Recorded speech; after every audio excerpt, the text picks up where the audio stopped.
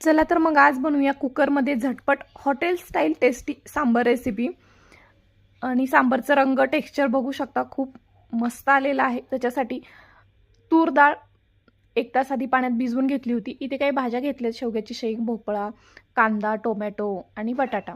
एका कुकरच्या डब्यामध्ये डाळ आणि दुसऱ्या कुकरच्या डब्यामध्ये या भाज्या घातल्या। त्याच्यात चिंचेचा कोळ, गूळ, नंतर सांबर मसाला, लाल तिखट, हळद, धना पावडर, हिंग घातलं। या गरजेनुसार पाणी घातलं। सगळ्यात शेवटी भाज्यांच्या डब्यामध्ये मीठ घातलं आणि कुकरला 3 शिट्ट्या करून घेतल्या गॅसच्या मीडियम टू स्लो फ्लेमवरती। आता डाळ छान घोटून घ्यायची, त्याच्यामध्ये थोडंसं मीठ घालायचं। भाज्यासुद्धा त्या डाळीसारख्याच घोटून घ्यायच्या आणि आता डाळ आणि ह्या भाज्या एकत्र करायचं।